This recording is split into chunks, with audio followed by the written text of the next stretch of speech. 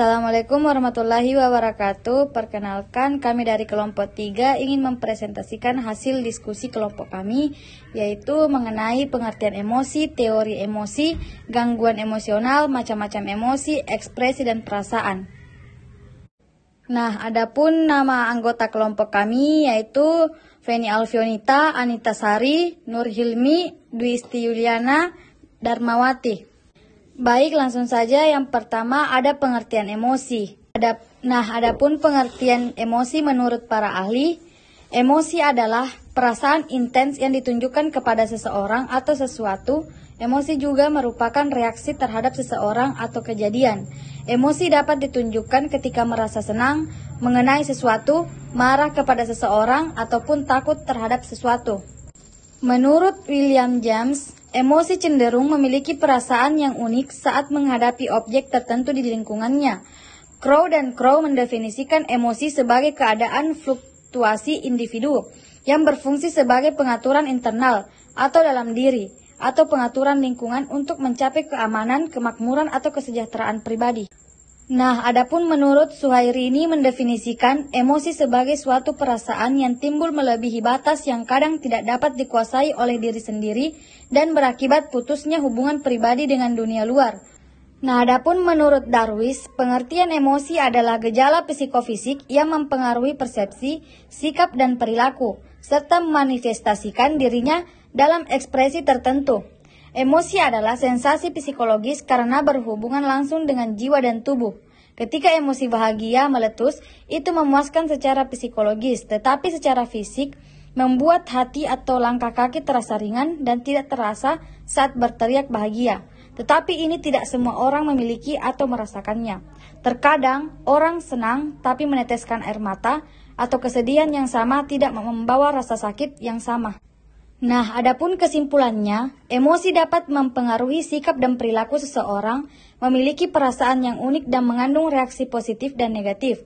Emosi adalah kecenderungan untuk memiliki perasaan tertentu, apalagi berhadapan dengan objek yang dituju dalam lingkungan, dengan beberapa pencetus emosi seperti senang, ketakutan, dan marah. Apa yang dirasakan manusia dalam varian emosi dan ekspresinya telah dipelajari oleh para ilmuwan, khususnya yang berkecimpung di bidang tingkah laku manusia. Adapun teori-teori emosi. 3 teori emosi yaitu teori emosi 2 faktor. Teori ini dikenal sebagai teori yang paling klasik yang berorientasi pada rangsangan. Reaksi fisiologi dapat saja sama seperti hati berdebar, tekanan darah naik, nafas bertambah cepat, adrenalin dialirkan ke dalam darah, dan sebagainya. Namun, jika rangsangannya menyenangkan seperti diterima sebuah perguruan tinggi idaman, maka emosi yang ditimbul dinamakan senang. Sebaliknya, jika rangsangannya membahayakan seperti melihat ular berbisa, maka emosi yang timbul dinamakan takut. Yang kedua, teori Percival James. Teori ini dikemukakan oleh William James pada tahun 1884 yang berasal dari Amerika Serikat dan Karl Lang pada tahun 1885 dari Denmark. Teori ini menyebutkan bahwa emosi timbul setelah terjadinya reaksi psikologi. Misalnya seseorang merasa senang karena orang tersebut meloncat-loncat setelah melihat pengumuman dan orang tersebut takut karena lari setelah melihat ular. Yang ketiga, teori emergensi. Teori ini dikemukakan oleh Walter Buchanan pada tahun 1929 yang menyatakan bahwa karena gejolak emosi menyiapkan seseorang untuk mengatasi keadaan genting, maka orang-orang primitif bisa survive dalam hidupnya. Adapun gangguan emosional yaitu pengertian gangguan emosional.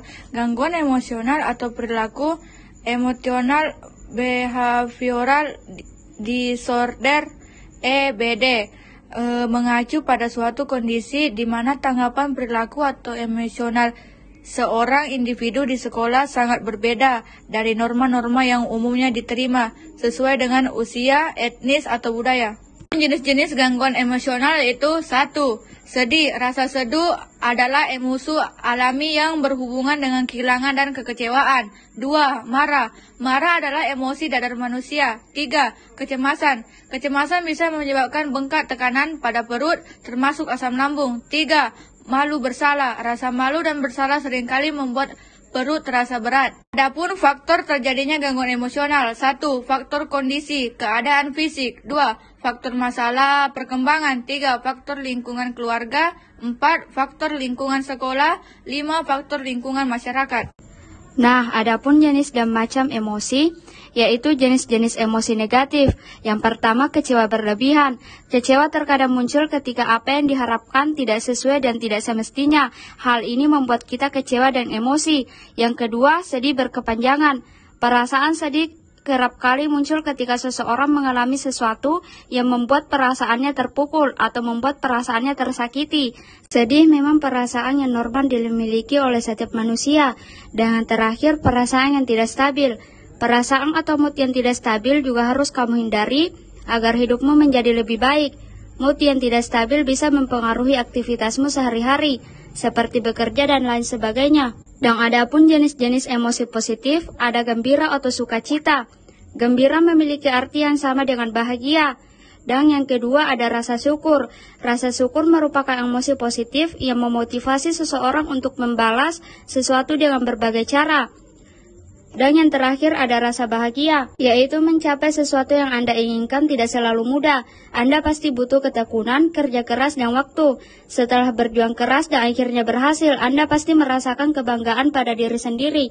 Di sini juga ada macam-macam emosi. Yang pertama, perasaan yang mendorong individu untuk menghindari atau menjauhi suatu hal. Dan yang kedua, khawatir.